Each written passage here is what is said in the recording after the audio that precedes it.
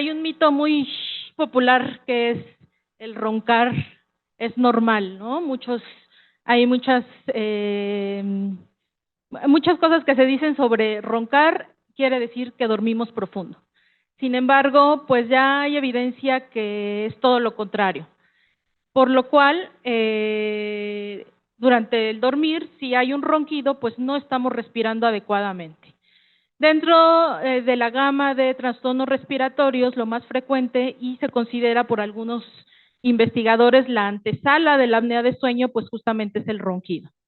Pues es, como ya comenté, muy popular que acudan a la clínica o con el médico general algunos pacientes llevados por las parejas de cama porque no los deja descansar, porque ronca, ¿no? Y piensan algo de, pues es que si está roncando es porque tiene sueño profundo, cosa, como ya les dije, un mito. Podemos encontrar ahora con las redes sociales, con más acceso a Internet, mucho sobre tratamientos, ¿no? Les ofrecen alternativas de tratamiento para dejar de roncar, para la apnea de sueño. Si uno pone la palabra apnea o ronquido, pues va a aparecer patrocinio, ¿no? De algunas cosas que prometen dejar de roncar o que prometen quitar la apnea de sueño. Sin embargo, bueno, han habido en todo el mundo investigaciones, ¿no? sobre tratamientos de apnea de sueño y justamente de eso vamos a platicar en esta mesa. Les voy a presentar a la doctora Elda Esmeralda Guadalupe Godoy. Ella es otorrino pediatra y especialista en medicina de sueño. Es nuestra egresada, estuvo ahí con nosotros en el curso de alta especialidad hace algunos años y actualmente trabaja en la clínica de trastornos de sueño. El doctor Jonathan Mata Aranda, que es neumólogo pediatra y que también, es pediatra, neumólogo pediatra y también estuvo hace algunos años con nosotros en la clínica haciendo la alta especialidad y también trabaja con nosotros en la clínica. Y la licenciada Mayra Ramos Albert, y que, ella es psicóloga, especialista en sueño y también estuvo varios años trabajando con nosotros en la clínica de sueño. Gracias.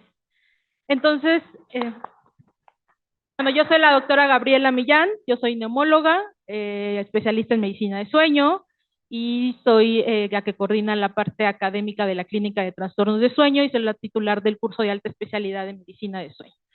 Entonces, pues es un abordaje multidisciplinario. Me voy a pasar para acá, para acá.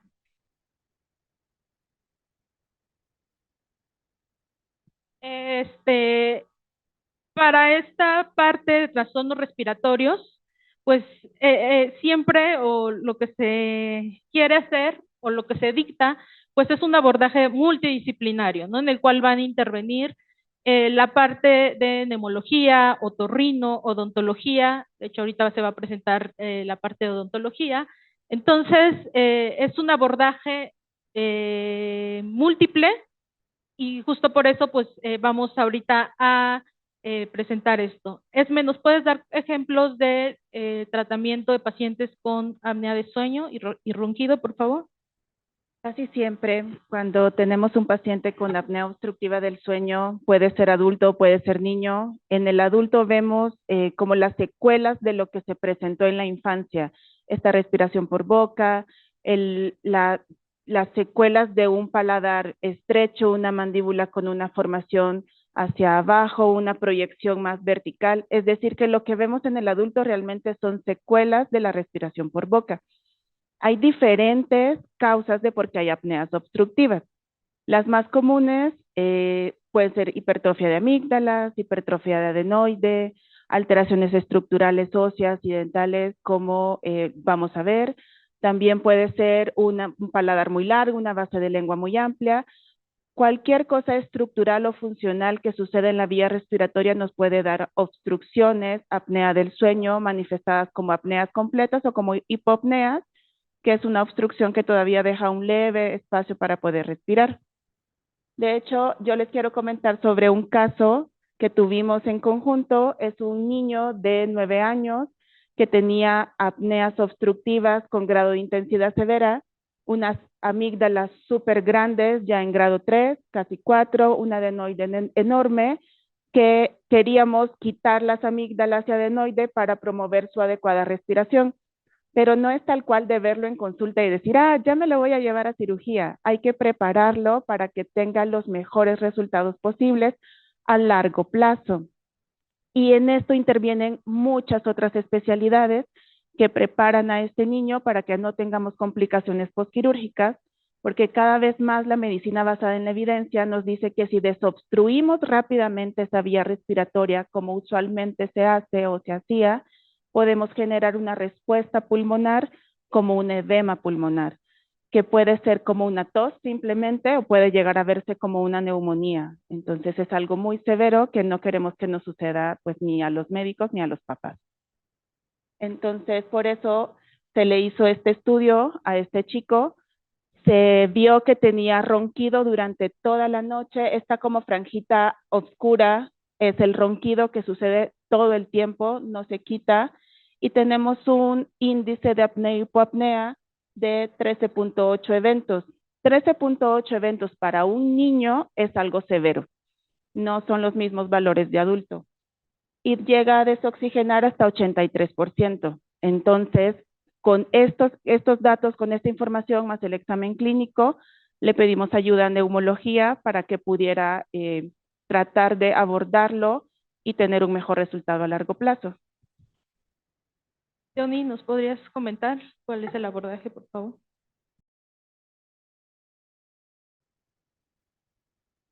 Fíjate que en esta radiografía lo que veíamos es que tenía un adenoide relativamente grande, una vía aérea muy estrecha.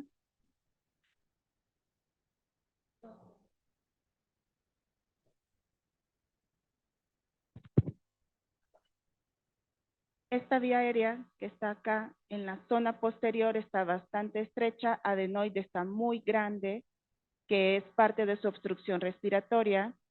Los dientes, si ven, no tienen una buena proyección. Los dientes deberían de, y vean al de al lado a ustedes, deberían de estar los de arriba del maxilar y atrás los de la mandíbula. Pero en este caso, este niño está topando los dientitos unos con el otro, intentando avanzar su mandíbula para obtener este espacio respiratorio que está bien restringido. Por eso no es solo decir, le voy a quitar las amígdalas y con eso se va a resolver el problema. Tenemos que ver toda la parte estructural y realmente abordarlo para que sea un adulto funcional en su vía respiratoria. Entonces, como vemos en estas imágenes, cualquiera de nosotros como especialistas en somnología que llegue un paciente con alguna de estas características, es importante que podamos evaluarlo, ¿sale? No porque yo sea el especialista en el pulmón, voy a dejar de largo pasar la vía respiratoria superior, ¿no? Porque tengamos en consideración que el problema de la apnea justamente se encuentra dentro de la vía respiratoria superior, ¿no?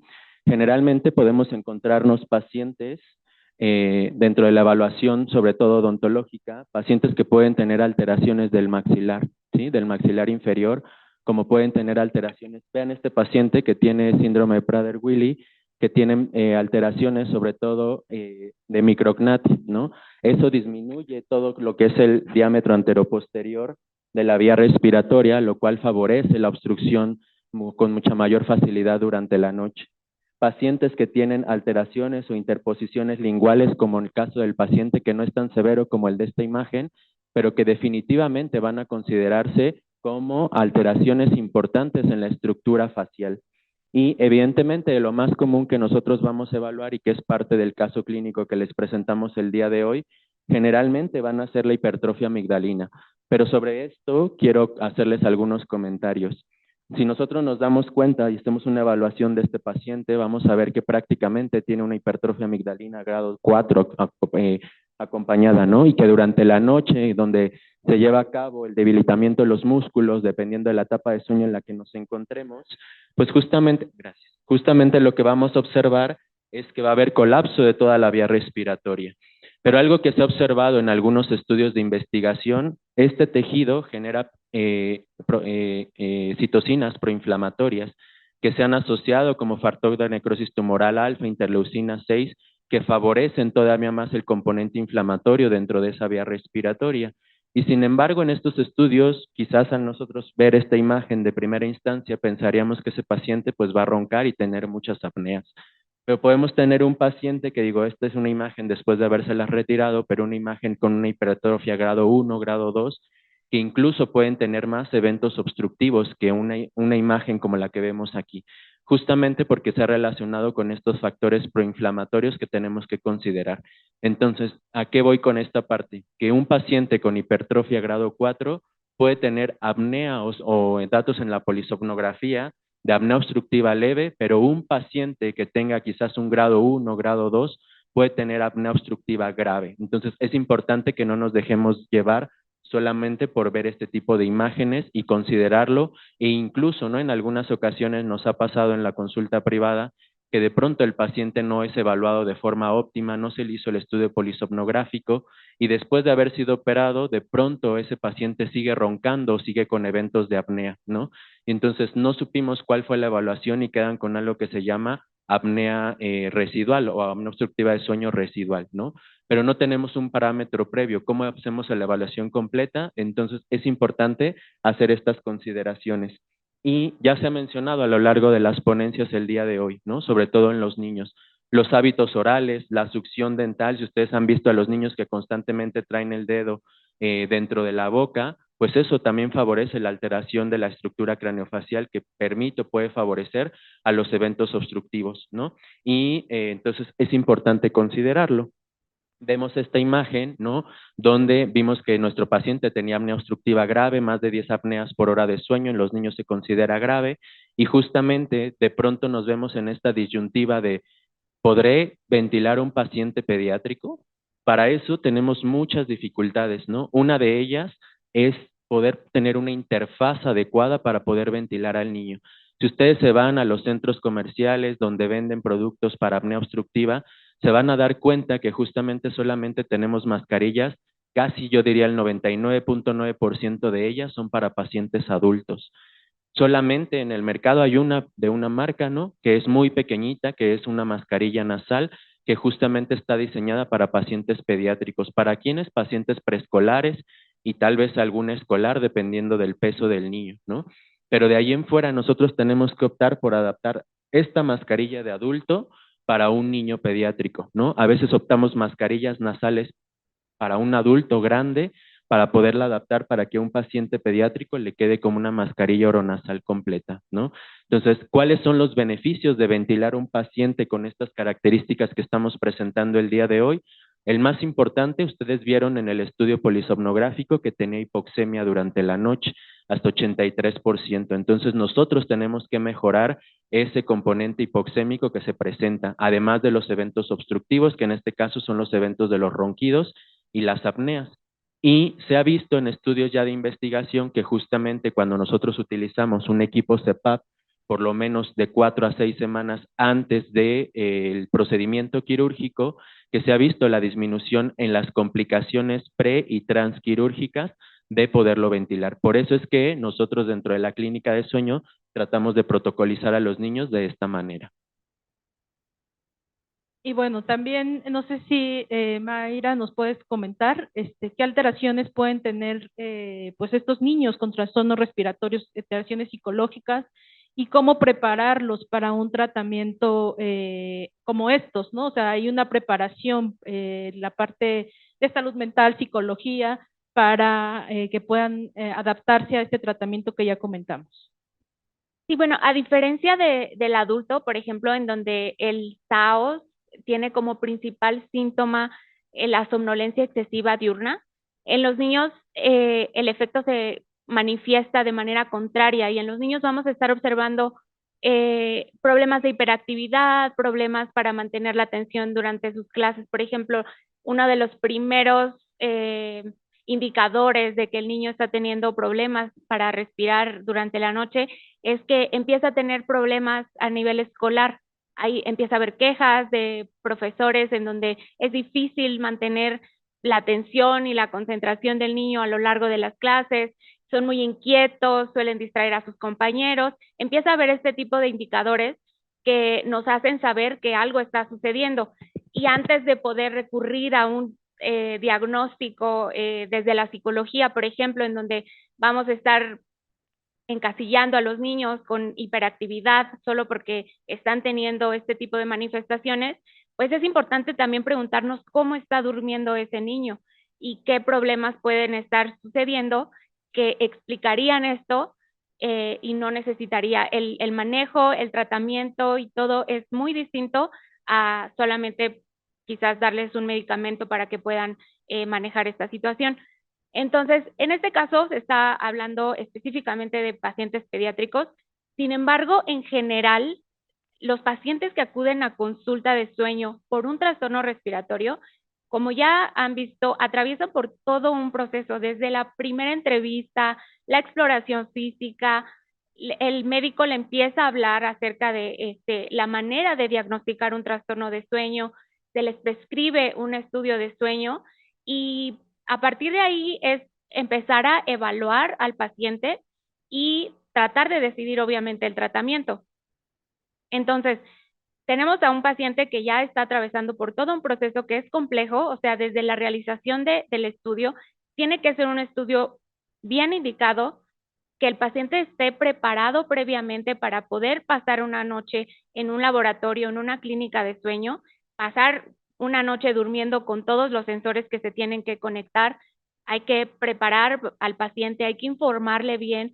Durante todo el proceso es importante que se dé muy detalladamente la psicoeducación acerca del sueño, acerca de la manera en la que se evalúan los trastornos de sueño.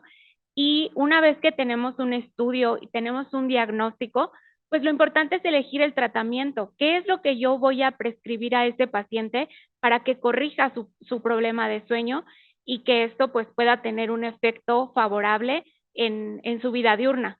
Entonces, para eso, cuando tenemos un paciente que ya fue diagnosticado con un trastorno respiratorio y que este trastorno respiratorio amerita un un tratamiento a través de ventilación mecánica no invasiva y va a estar utilizando un dispositivo de presión positiva, tenemos que también hacer todo un proceso que favorezca que el paciente acepte el tratamiento, que se apegue al tratamiento y que el cumplimiento a lo largo del tiempo se mantenga. No solamente es hacer la receta con qué equipo necesita, con qué presión necesita y dejar que se vaya a su casa, lo consiga y comience a usarlo él mismo. Tenemos que hacer todo un proceso de psicoeducación, de sensibilizar al paciente de cuál es la condición que él está teniendo respecto al sueño y qué efecto favorable va a tener el tratamiento de ventilación mecánica no invasiva. Esto va a hacer que él entienda por qué tiene que usar una mascarilla que es muy incómoda, por qué tiene que dormir todas las noches con ese dispositivo y sobre todo, por ejemplo, en los pacientes adultos que probablemente es un tratamiento que ya no va a dejar. En el caso de los pacientes pediátricos puede ser el de uso prequirúrgico solamente o postquirúrgico, pero no necesariamente para el resto de su vida. Y un paciente adulto probablemente sí va a utilizar ya para siempre un CPAP. Entonces, el darles información detallada de qué es lo que va a mejorar el uso de CPAP, eso va a favorecer que el paciente entienda y acepte el tratamiento. Una vez que logramos que el paciente esté sensibilizado respecto a esto, que acepte el tratamiento, también es que lo tolere. O sea, no solamente es como entender, ok, tengo este problema, este aparato me va a dar este beneficio, voy a tener esta ganancia de usar el CPAP, sino pues realmente tener la mascarilla y sentirme lo suficientemente cómodo para poder favorecer el sueño y para poder mantener el sueño a lo largo de la noche. Entonces, es necesario aplicar ciertas técnicas, llevar a cabo todo un proceso y un protocolo de habituación con los pacientes en donde precisamente estemos trabajando en eso. Y necesitamos brindar a los pacientes herramientas para poder apegarse al tratamiento, para que realmente el cumplimiento que nosotros estamos esperando pues se pueda llevar a cabo. Entonces, es desde la aproximación a la mascarilla, sobre todo en los pacientes pediátricos también, darles la mascarilla, o sea, de entrada, el primer contacto con la mascarilla que sea que la manipulen, que puedan tener oportunidad de explorarla, de sentirla, de conocer el material, que sepan que es algo que no les va a dañar, que puedan jugar un poquito con ella, que puedan írsela colocando gradualmente hasta el punto en donde puedan mantenerla ya por un periodo de tiempo cada vez más prolongado, hasta conseguir que lo logren mantener durante toda la noche. Y todas las mascarillas se fijan con un arnés. Entonces, probablemente primero podemos ensayar el usar la mascarilla sin el arnés, solamente colocándola, explorando cómo se siente, buscando la manera en que se sienta más cómoda, y para eso también empieza a hacer el proceso de elegir la mascarilla correcta para cada paciente. Como ya lo había dicho Jonathan, existe en el mercado una variedad amplia de tipos de mascarillas, de tallas de las mascarillas, y es importante elegir la correcta para el paciente. Entonces, vamos a tener en cuenta diferentes factores que nos van a permitir tomar esta decisión, y una vez que tengamos la interfaz correcta, pues hacer esta aproximación gradual para que el paciente pues vaya conociendo la mascarilla. Podemos empezar a hacer pruebas en donde conectamos ya el circuito, empieza a salir la presión de aire, pero sin fijar el arnés, y permitirle que se familiarice también con esta sensación de sentir la presión del equipo. Entonces, gradualmente, hasta conseguir que probablemente tolere el tener la mascarilla ya con la presión y el arnés ajustado, y así gradualmente hasta conseguir que el paciente pues tolere el equipo a lo largo de toda la noche. Y también decirles que es normal que las primeras semanas, las primeras noches en que se esté utilizando el equipo, pues no va a ser del todo cómodo. Eso está bien, que si una noche de repente tiene un poco más de dificultad para tolerar el equipo, está bien, y les vamos a también enseñar algunas técnicas, por ejemplo, técnicas de relajación por medio de la respiración o por medio de relajación muscular progresiva, etcétera, que le va a dar al paciente pues justamente esas herramientas de las cuales puede hacer uso y pues lograr adaptarse al tratamiento. Entonces, el trabajo no termina en el diagnóstico ni en la prescripción del tratamiento, sino de dar seguimiento y acompañar a los pacientes a lo largo del tiempo para asegurarnos que están llevando a cabo la terapia, pero que no están teniendo dificultades, y si las están teniendo, pues identificarlas y tratar de modificar las cosas que se tengan que modificar para que sea pues más cómodo para el paciente y que sea más probable que en un tiempo pues no abandone la terapia. Entonces, el seguimiento siempre es muy importante también en ese sentido. Y bueno, regresando al caso clínico, Esme. Fíjate que me parece muy importante esto que nos estás comentando, porque los estudios nos dicen que a 3 años o a 4 años, casi entre el 30 y el 40% de los pacientes adultos dejan el tratamiento. Entonces, si uno tiene en consideración, vale, es un niño, lo va a utilizar 1 mes, 2 meses, pero luego tiene una alta probabilidad de ya no volverlo a utilizar el resto de su vida.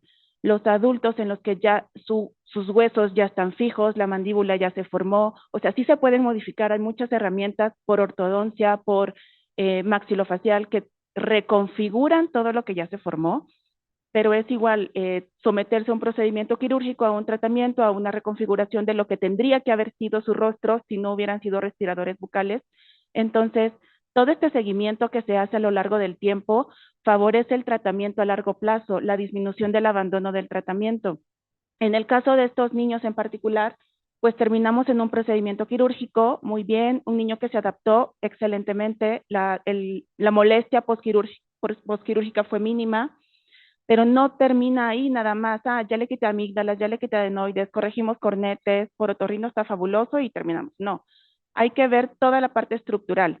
Por ejemplo, en este caso, que obviamente no es un niño, pero vemos un paladar estrecho.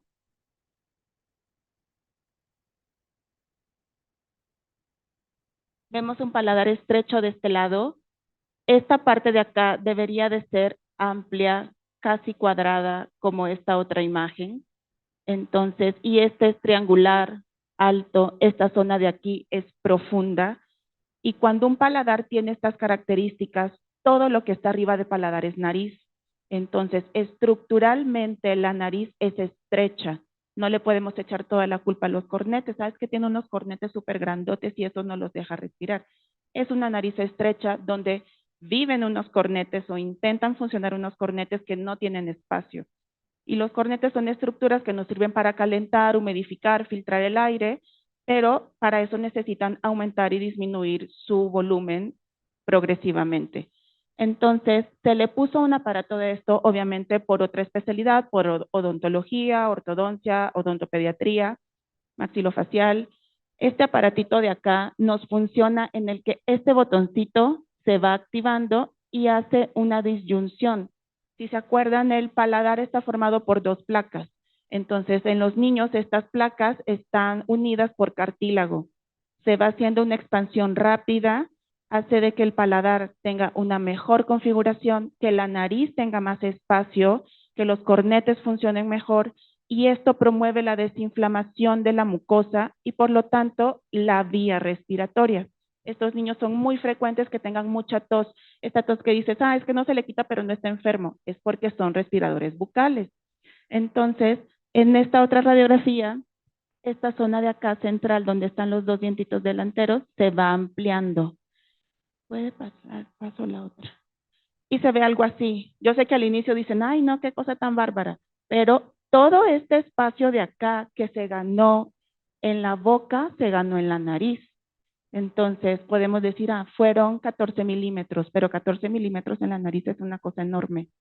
Y no cambia su estructura, o sea, visiblemente se ven igual, pero todo es adentro, en su estructura ósea ganamos espacio. Y por eso hacemos que este niño tenga unas probabilidades de vivir mejor, o sea, calidad de vida mejor a largo plazo.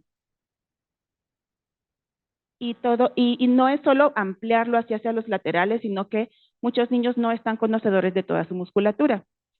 ¿Crees que nos puedes ayudar con esto?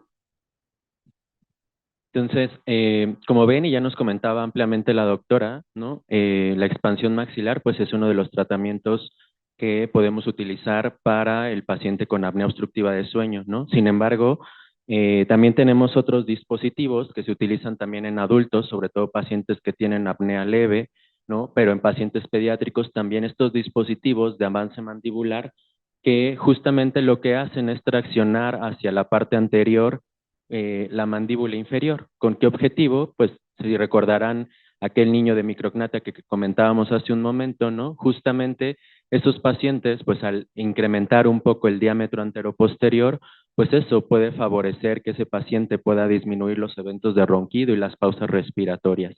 Y otras terapias que tenemos como la terapia muy funcional que justamente van encaminadas sobre todo a realizar ejercicios dentro de todo lo que es la cavidad oral para fortalecer toda esa estructura que en ese momento en el niño pediátrico se puede realizar, ¿no? Y es donde actualmente tenemos muchos estudios de investigación que están enfocados en pacientes pediátricos, justamente porque tenemos todavía esa moldeabilidad de la estructura craneofacial, ¿no? Entonces, es importante tenerlos en consideración. Y bueno, pues este es después de que ya se había operado, doctora, ¿nos quieres comentar al respecto? Fíjate que en esta imagen de acá, lo que me gustaría que se llevaran a casa es que si bien generamos, cuando se hace la disyunción, que se abren los dientitos, se genera más espacio en la nariz, más espacio en el maxilar, mejoran a lo ancho, pero también necesitamos que mejoren en su proyección anteroposterior. Por eso, muchas veces estos tratamientos se complementan avanzando un poco el maxilar y los niños parecen plastilina. O sea, los adultos no tenemos esa bondad, pero los niños sí. Los adultos, de verdad, cuando uno los ve en la calle, dice, este señor es respirador bucal, este señor también, este señor casi que es alérgico, estoy segura. Entonces, también vemos estos pacientes que teníamos una vía aérea estrecha porque la mandíbula estaba posicionada como hacia abajo, o sea, su crecimiento mandibular fue así porque el maxilar no se avanzó hacia adelante, no tiene una buena proyección. Y cuando el maxilar avanza, la mandíbula se puede reposicionar en esta posición horizontal y generar más espacio en la parte posterior de la garganta.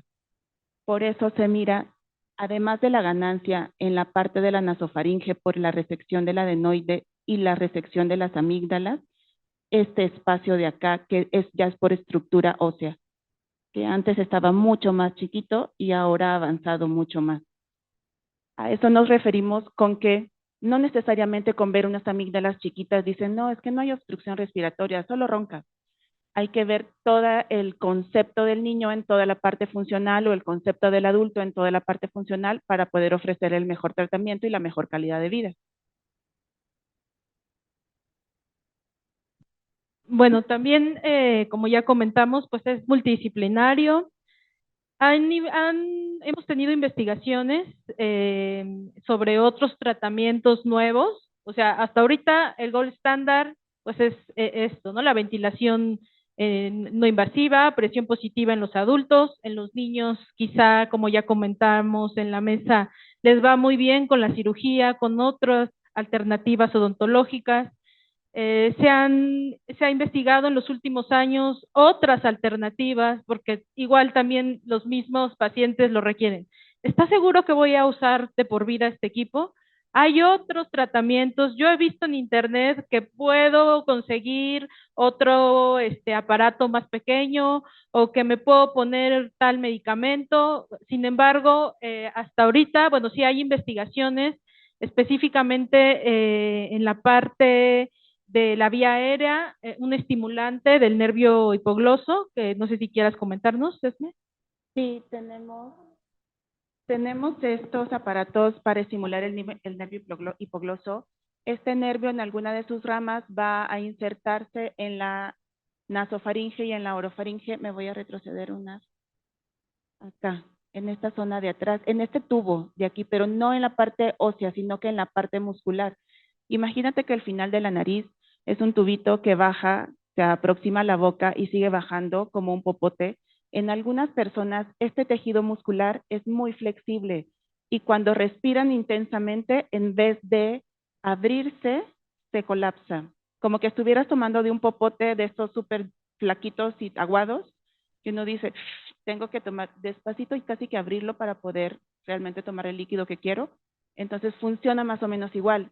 Y estos estimulantes del nervio hipogloso hacen que el nervio se estimule cuando perciba un colapso de la vía respiratoria. Es muy importante que son estudios que están avanzando, que son opciones para los pacientes adultos en este momento, pero es seleccionar el paciente adecuado en los mejores pacientes, porque no todo el mundo colapsa de igual manera. O sea, no todo el mundo colapsa así concéntrico. Hay algunos que colapsamos de anteroposterior, hay otros que se colapsan lateral, hay colapsos que se colapsan mixto. Entonces, no a todos los pacientes se le beneficia este tratamiento. En los que son candidatos tenemos una ganancia del 70 al 80%, es decir, que algunos sí dejan por completo su equipo y en otros baja muchísimo la presión, o sea, ya no están utilizando una presión de 20 o un BiPAP, sino que baja un poquito a una presión más aceptable en la que pueden adaptarse mejor a largo plazo. Tenemos que tener presente cuál es el objetivo del procedimiento quirúrgico, adaptarse mejor al equipo o dejar de utilizar el equipo y evaluar el paciente para ver si realmente le podemos ofrecer eso y no le estamos ofreciendo algo a lo que no podemos alcanzar.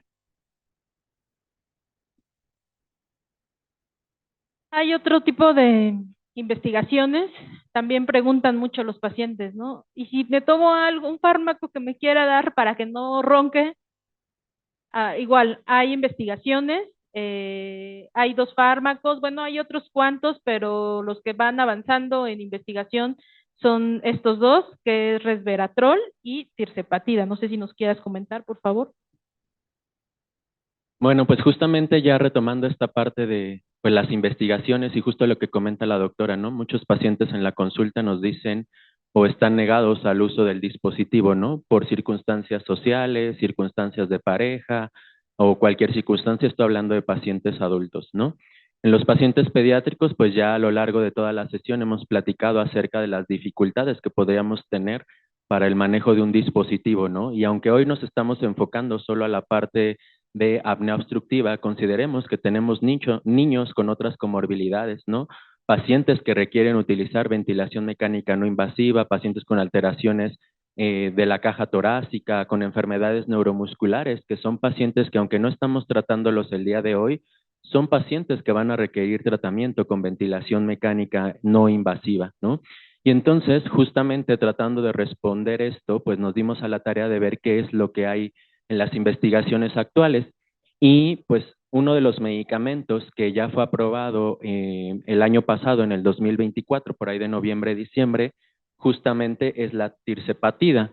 Este es un medicamento que justamente fue aprobado para pacientes diabéticos con diabetes tipo 2, que es un agonista de los receptores GLP-1, ¿no? Y entonces, este medicamento se aplicó, se hizo un estudio, que el estudio se llama Surnov, que ahorita está ya en la fase 3 de investigación justamente, y aquí lo que hicieron ellos fue que incluyeron a 469 pacientes que tenían como comorbilidades diabetes mellitus y tenían apnea obstructiva de sueño moderada a grave.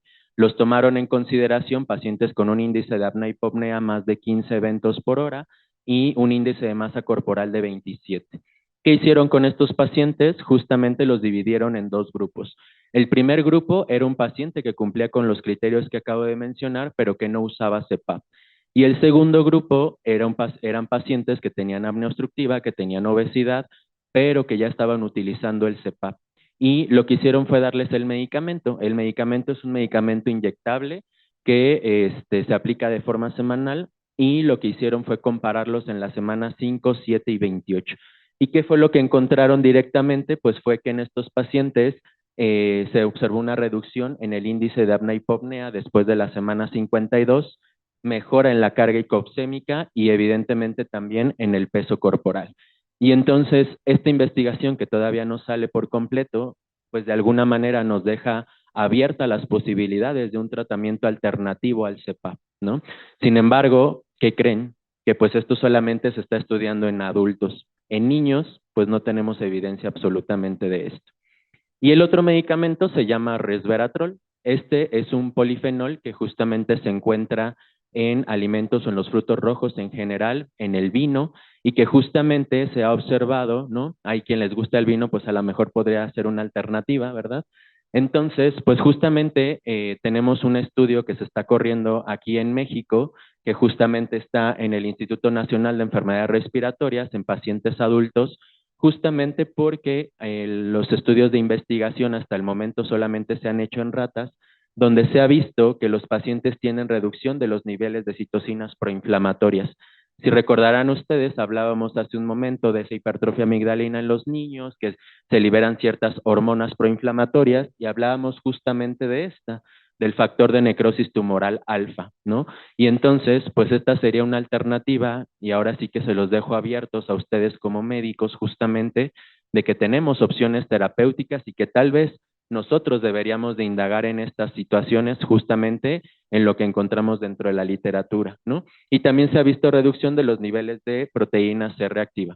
Esto en estudios solamente en ratas exclusivamente, ¿no? Esperemos los estudios que se están haciendo en adultos en el Instituto Nacional de Enfermedades Respiratorias, y tal vez en algunos congresos posteriores les estaremos hablando de los resultados. Ok, muchas gracias. No sé si tengan dudas. ¿Alguien que quiera preguntar?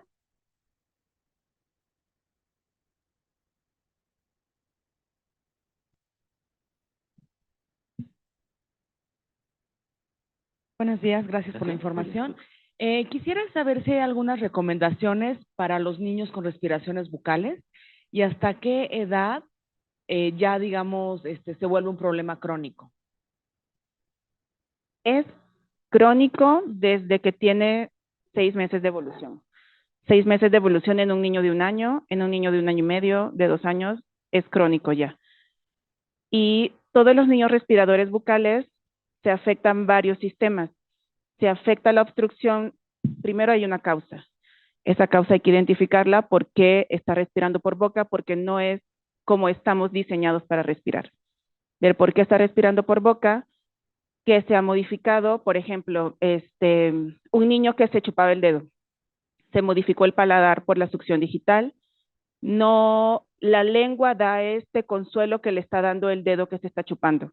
Entonces, probablemente es un niño que venga con anquiloglosia, con un frenillo corto.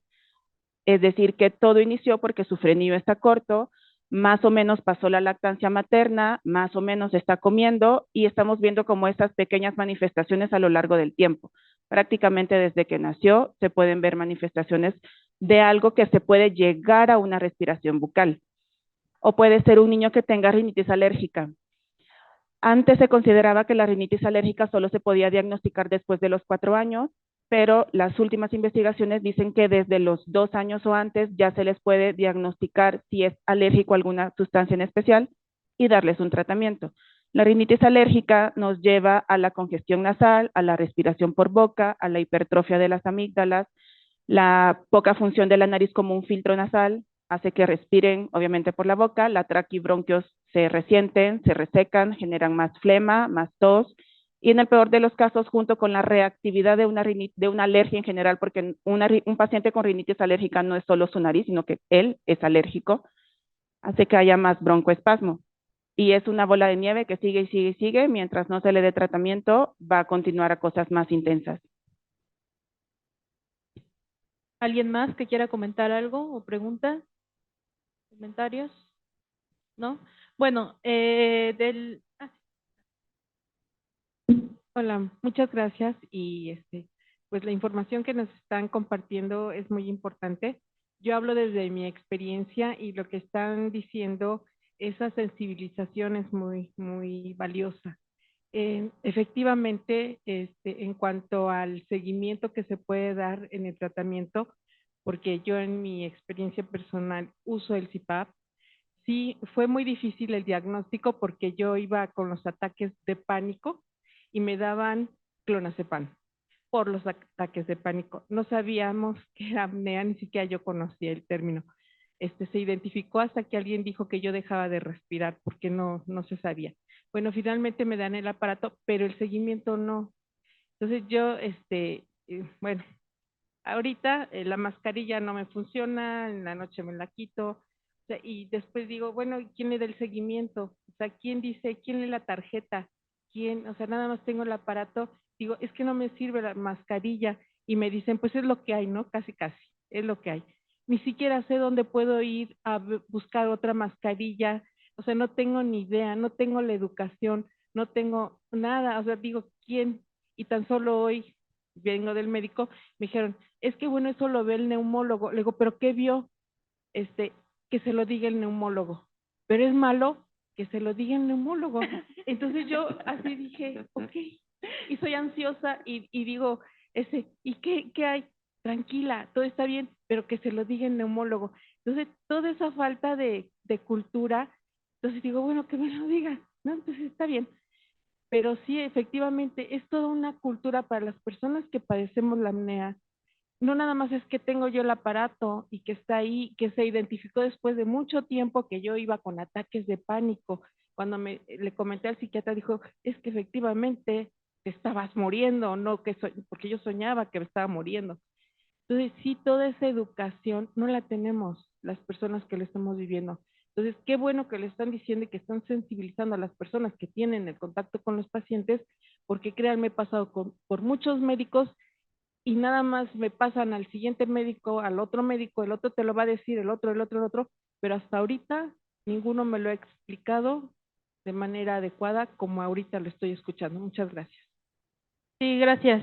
Bueno, ya por último, yendo a esto que nos decía, pues sí, es, como ya dijimos, ¿no? Es multidisciplinario, lo que decía, desafortunadamente es una rama nueva de la medicina, pocos se interesan, incluso médicos generales no saben abordar esto. Yo insisto mucho con mis alumnos de pregrado que van a ser médicos, el que con 3 preguntas pueden abordar si duerme mal el paciente y segundo, roncar no es normal, ¿no? Que se queden con eso y se van a ir con eso ellos, y incluso algunos dicen, ay, sí, es que mi tío ronca o no sé, ¿no?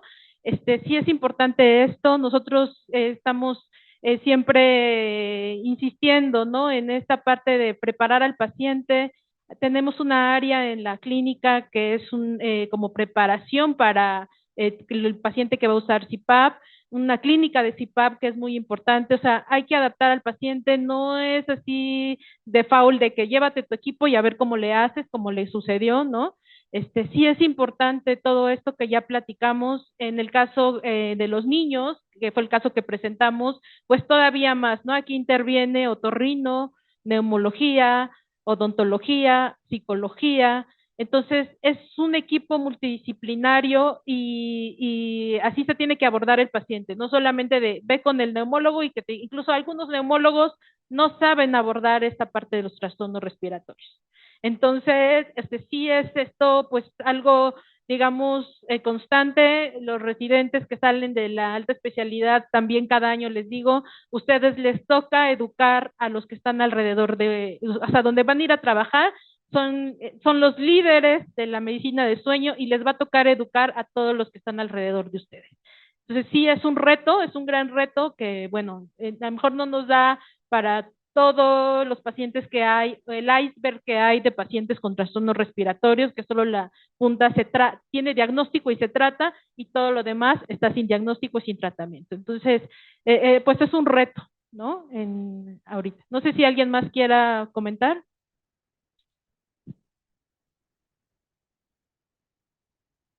Hola Gaby, gracias. Pues felicitar a mis compañeros por la presentación y la información tan valiosa que nos dan a los asistentes, pero además, pues bueno, el saber que existan estos foros donde haya esta información hacia la población.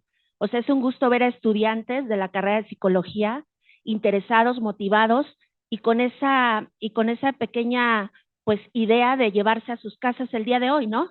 Y que vayan a difundir la cuestión del sueño saludable en sus hogares. Porque bueno, trabajamos con gente desafortunadamente enferma y muy poca con gente sana, ¿no? Entonces, cuando ya nos llega un paciente a la clínica, pues es porque verdaderamente no hicimos esa cultura preventiva del autocuidado.